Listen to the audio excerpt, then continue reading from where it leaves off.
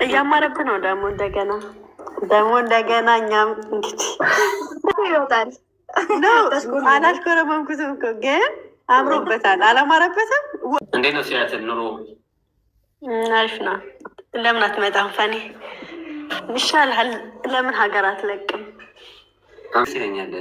አሜሪካ ሜጂ ፍሎግ ብሰራ በደንብ እንትን ብል በጎበኝ ምናምን ደስ ይለኛል። ቪዛ ለመኖርማ ከባድ ነው። እንዴት ነው ለመኖር? የሆነ ነገር ያስፈልጋል። በስነ ስርዓት መልስልኝ። ሪኮርድ አስደረገ እንዳታሰድበኝ ደግሞ ፓሲቭ ታይፕ ላይ ፎርሌሽን ባለፈው እኮ ቲክቶክ ላይ ለቀው ነበር እና ካይንድነስ እንትን እጅግ ብዙዎችን ያነጋገረ አንድ ጉዳይ ትናንትና በላይቭ ተከስቷል። ይኸውም ፋኑኤል ከጠፋበት አሁን ብቅ ማለቱን ተከትሎ ምሽትም ከወዳጅ አድናቂዎቹ ጋር ለመገናኘት ያህል በቲክቶክ ላይቭ ላይ መግባቱንም አስመልክቶ አንዲት ግለሰብ አሜሪካን ሀገር የምትኖር ያነጋገረችው ንግግር እጅግ ብዙዎችን አስገርሟል። ይህች እህታችን ፋኑኤል ለትዳር ምን አይነት ሴትን እንደሚፈልግ በመጠየቅ እንዲሁም ደግሞ እኔ ወደምኖርበት አሜሪካን ሀገርስ ለመምጣት አትፈልግም ወይ በማለት በቪዲዮ መግቢያ እንደሰማችሁት ዝርዝር ጉዳዩን ስትጠይቀው ነበረ። ፋኑኤልም ያላሰበው ጉዳይ ሆኖበት አንዴም እንደ መሽኮርመም አንዴም እንደ መሳቅ እያለ ሲመልስላት ተመልክተናል። ከዛ አልፎ ተርፎ የነበሩ ክስተቶችም ነበሩ። ጠቅለል ባለ መልኩ እናስደምጣችኋለን። ምናልባት በዚህ አጋጣሚ በቲክቶክ ላይቭ ያገኛት ሴት ሌላ ህይወቱን የምትቀይርለት ሌላ አዲስ ምዕራፍ የምታስይዘው ግለሰብ ትሆናለች ተብሎም ነው በተለያዩ ቦታዎች መረጃዎቹ ሲሰሙ የቆዩት። ትናንት በአጋጣሚ ፋኑኤል ላይቭ ላይ ገብቶ ስለተፈጠረው ሙሉ ክስተትና ይቺ እህታችን ፋኑኤልን አሁን ምን እንዳለችው ፋኑኤልን በስተመጨረሻ የመለሰውን መልስ በዝርዝር እናስደምጣችኋለን። ሰላም ጤና ይስጥልን ውድ የሀገሬ ልጆች፣ በተለያዩ ዓለም ሀገራት የምትገኙ በያላችሁበት ሀገር ሰላማችሁ ይብዛልኝ። ዛሬም አዳዲስ በሆኑ ጉዳዮች ብቅ ብለናል። ለዚህ ቻናል አዲስ ከሆናችሁ ሰብስክራይብ በማድረግ ሁሌ የምንለቃቸው ቪዲዮዎች እንዲደርሰው ይሁን። ቀጥታ ይዘን ወደ መጣ ነው ዝርዝር መረጃዎቻችን እናመራለን። ፋኑኤል እንግዲህ ቲክቶክ ላይቭ ላይ ገብቶ ነበር። ቲክቶክ ላይቭ ላይም ጠፍቻለሁ፣ አሁን ከዚህ በኋላ አለው አንዳንድ የራሴ የግል ጉዳዮች አጥፍተው ነበር ብሎ እንግዲህ የተለያዩ ገለጻ እያደረገ ነበረ። ታዲያ እዛው ላይቭ በነበረበት ቅጽበትም ከኔ ዘመድ ጋር ቆይታ እያደረግን ነው ብሎ ከዝኑም እዛው ላይቭ ላይ በመግባት አብረው ቆይተው የተለያዩ ንግግሮችን ጨዋታዎችንም ሲጮቱ ነበር። ታዲያ በመሃል አንዲት ግለሰብ ከአሜሪካን ሀገር ሲያትል እሱ ገስት ላይ ትገባለች። የተለያዩ ሰዎች እየገቡ ብቻ የተለያዩ ጨዋታቸውን ምስጋናቸውን እሱን እንደሚያደንቁት የተለያዩ ሀሳብ አስተያየት እያሰሙ ነበር ይወጡ የነበረው። ታዲያ ከአሜሪካን ሀገር የገባችው ይቺ ግለሰብ ገና ስትገባ ፋኑኤል እጅግ አምሮብሃል አይፈተናችን እያለች በቀልድ በመሰለ መልኩ ፋኑኤልን ስታወራው ነበር። ፋኑኤል በመቀጠልም ኧረ እያሽኮረመምሽ ነው እያለ እንግዲህ ሲናገር ነበር። በመቀጠልም ከየት ሀገር ነሽ ብሎ ጠይቋት ነበር። ከአሜሪካ እንደሆነች ተናገረች። ታዲያ ወደኛ ሀገር አሜሪካ አትመጣም ወይ ብላ ጠይቀው ነበር። ፋኑኤል እንግዲህ አሁን ላይ ኑሮን ሀብዬ ለመጀመር አሜሪካን ሀገርንም ኑሮን ሀብዬ ለመቀጠል ምንም እቅድ የለኝም፣ ሁሌ ከዜሮ መነሳት ያደክማል። እዚህ አውሮፓ መተን ከዜሮ ተነስተን የተቻለንን ነገር ሞክረናል። አሁን ደግሞ እንደ አዲስ አሜሪካም ገብቶ ኑሮን ከዜሮ መጀመሩ እጅግ አዳጋች ነው። በዛ ላይ ደግሞ የተስተካከለ ነገር ያስፈልጋል። እንዲሁም ደግሞ $15,000 አንድ ሰው በጉብኝት ወደ አሜሪካን ሀገር ከሄደ ማስያዝ እንዳለበትም እየተሰማ ይገኛል። ብቻ ያሉት ነገሮች ግራ ያጋባሉ ብሎ ሲናገር ነበር።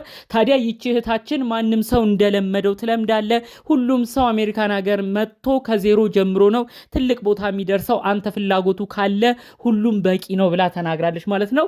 የንግግሯን ብዙዎችን እያስገረመ ነበር። ከታችም የተለያዩ ሰዎች ፋኑኤል ራስን እንግዲህ አዘጋጅተ የተለያዩ ቦታዎችን ማየት ትችላለህ፣ አንተ የተለያዩ ቦታዎችንም የምትጎበኝበት ጊዜ ነው በማለት ብዙዎች መልስ ሲመልሱለት ነበር። ከዛ ውስጥ ግን የሚገርመውም የሚያስደነግጠውም ነገር ደግሞ በዚሁ መሃል የተናገረው አንድ ንግግር ነበር። ፋኑኤል አሁን እኔ ቪዛ አሜሪካን ለማግኘት ቀላል ስቴፕ ወይም ቀላል እርምጃ ለኔ አይሆንም፣ እኔ በምኖርበት ጀርመን ሀገር ወረቀት ብቻ የመኖሪያ ፍቃድ ነው ያለኝ፣ ከዛ ውጪ ሌላ ዜግነት ስለሌለኝ በቀላሉ ቪዛ ሊሰጠኝ አይችልም አልፈልግም ብሏል። እንደውም ብዙዎችን አስገርሟል። ፋኑኤል የሁሉ ዓመት ጀርመን ኖረ፣ እንዲሁም ደግሞ በተለያዩ ቦታዎችም ስትታማ ነበር። በተለይ ሳምሪና እናቷ ጂጂኪያ አንድ ላይ በመሆን ጂጂኪያ ደጋግማ እንደተናገረችው ልጄ ሳምሪን መጠቀሚያን ያረጋት ወረቀቱን ለማስተካከል ነው በልጄ የተጠቀመው ያለች ብዙ ትናገር ነበር። እውነት ፋኒ ሌላ ዜግነት የለህም ወይ? ቋሚ የሆኑ ወረቀቶችን አላመቻቸም ወይ ሲሉ ብዙ ሰዎች ተሰምተው ነበረ። ግን ፋኑኤል ጠቅለል ባለ መልኩ እኔ መኖሪያ ፍቃዴን እስከ ጊዜው የምኖርበት በፈለኩ ሰዓት ከጀርመን ወጥቼ ተመልሼ ወደ ጀርመን የምመለስበትን ነገር ነው እንጂ ያመቻቸውት ቋሚ ለመኖሪያ አድርጌ ወረቀቴን ምንም ዜግነትም የቀየርኩበት ነገር የለም ብሎ በዛው ላይቭ ላይ ሲናገር ነበረ። እኔ ፈጣሪ ቢፈቅድ በሀገሬ ኑሮን ማድረግ ፈልጋለሁ።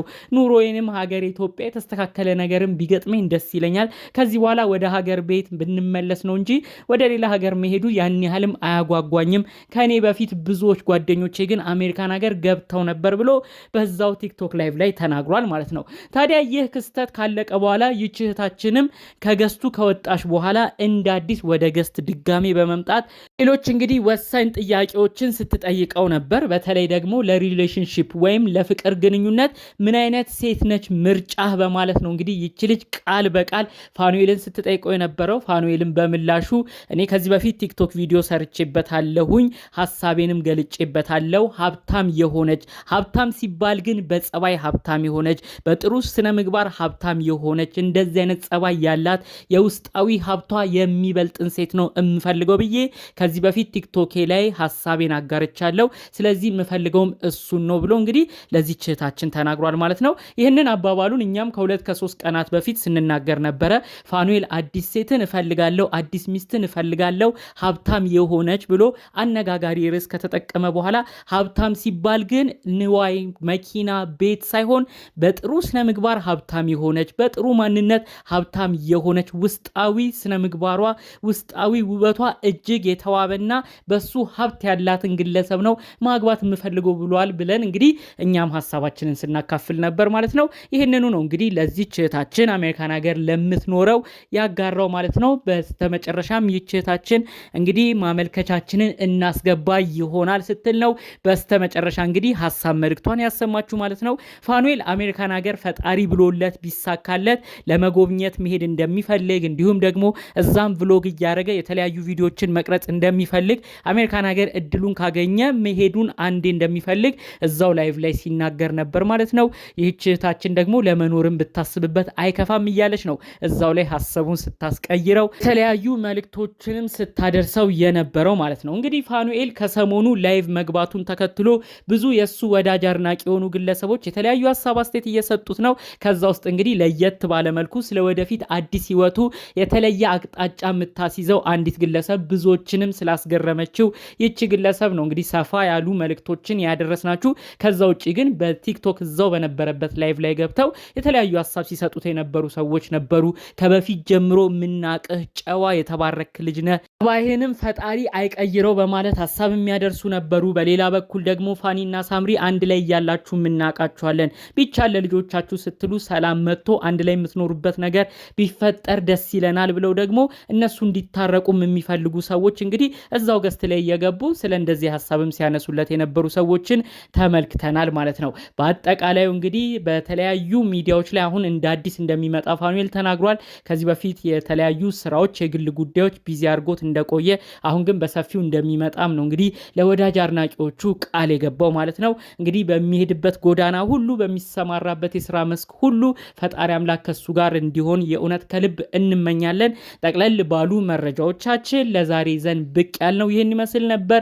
በሌሎች ቪዲዮዎቻችን እስክንገናኝ ሰላሙን ሁሉ ተመኘውላችሁ። ሰላም።